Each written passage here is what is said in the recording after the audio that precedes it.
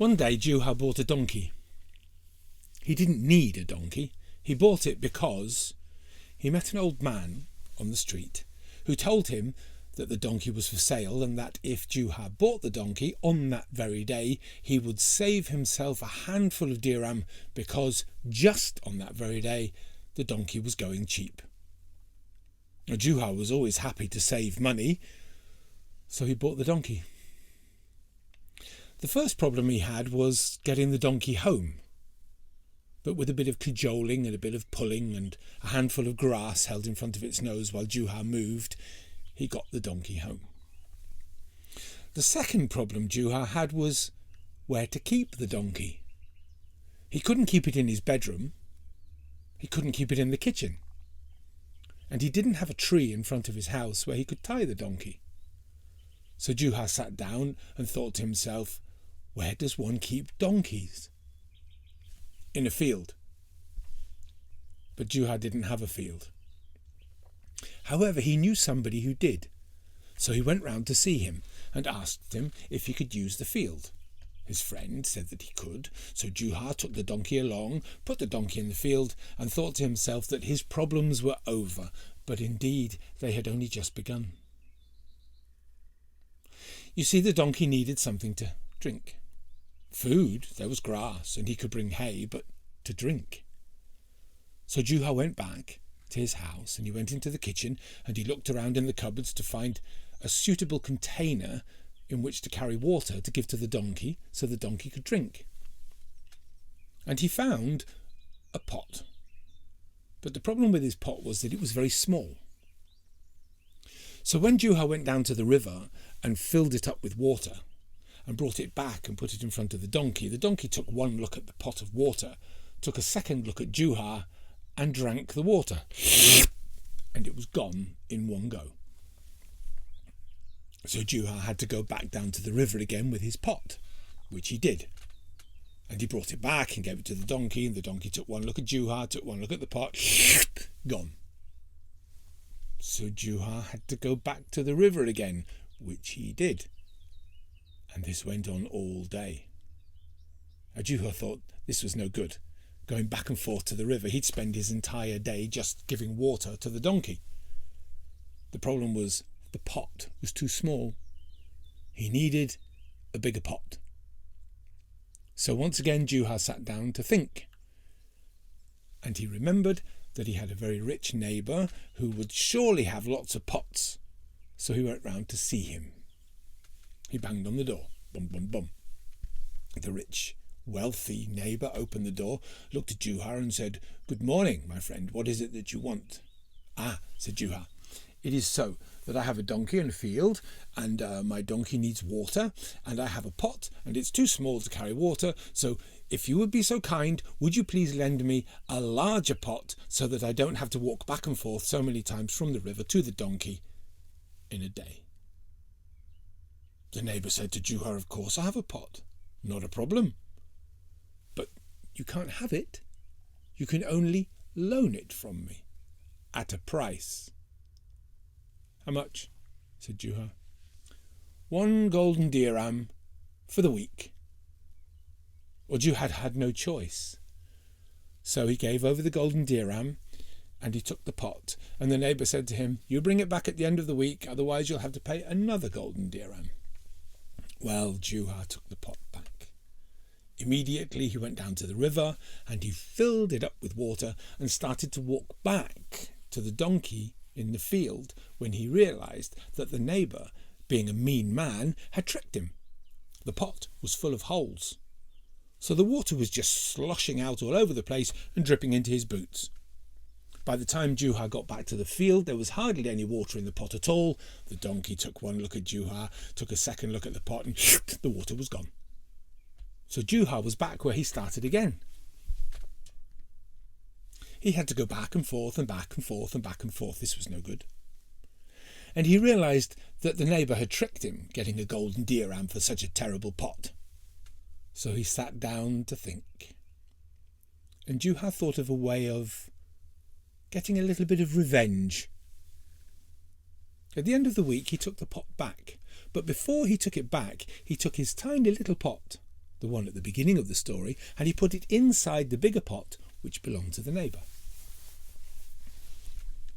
When he came back to the neighbour, he banged on the door. Bum, bum, bum. The neighbour opened the door. "Ah, Juha, nice to see you. Would you like to have the pot again?" No, said Juha. "It's fine. You can have it back. Here it is."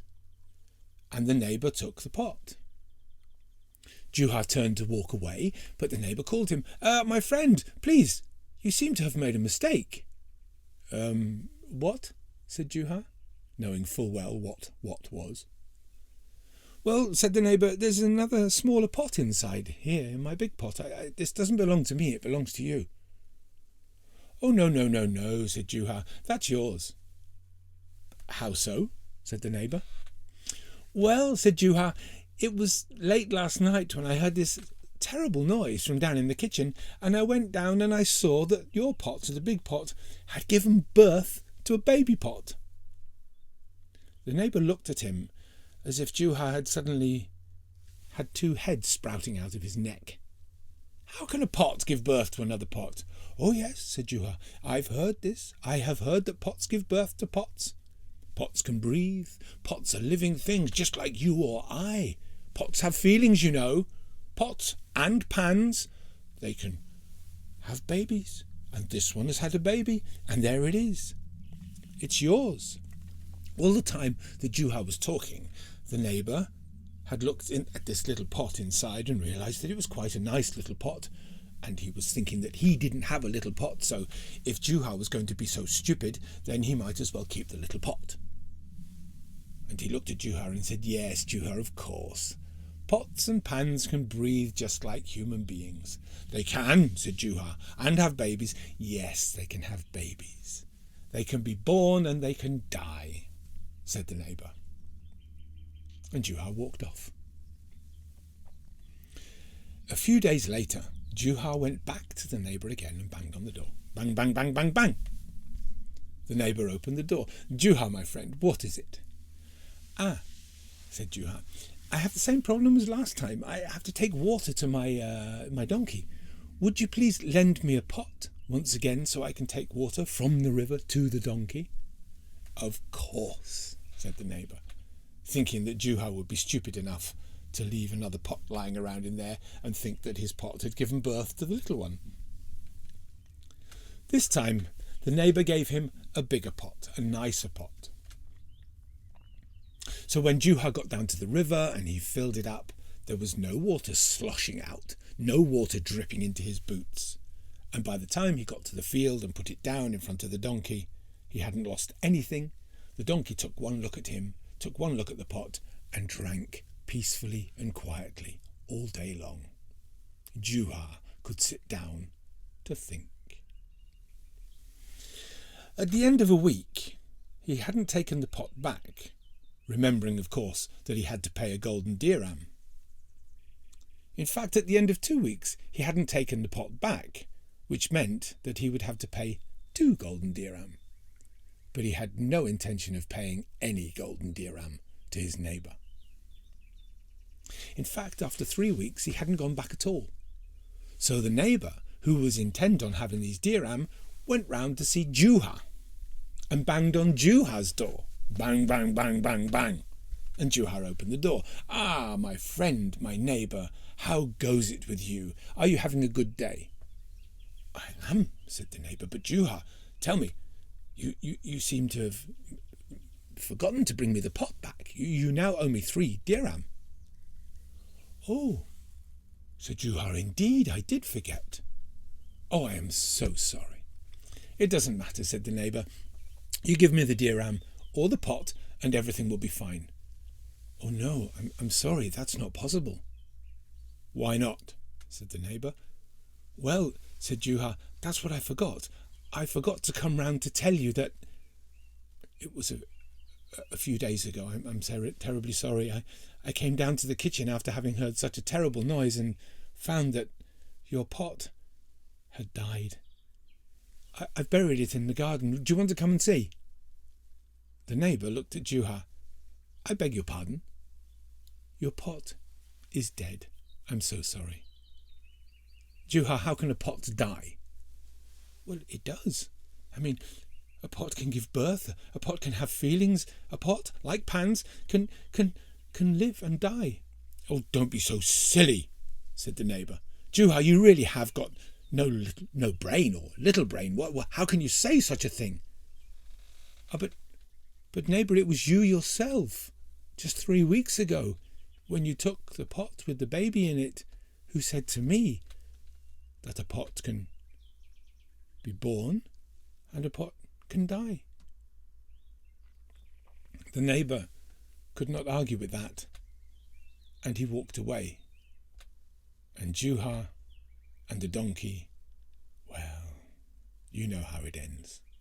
They lived very happily. That's the end of the story.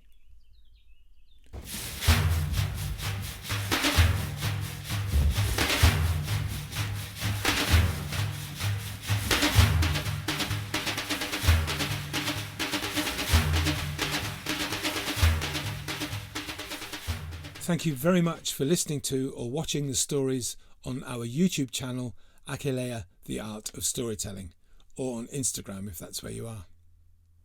If you've enjoyed the stories and would like to make a donation to us, please do. I have here a kashkul, which is what the Sufi mystics, storytellers, mendicants and fakirs used to carry around with them, so that after they told a story they would hold it out and they would receive a coin or two from the listeners, which doesn't really work like this.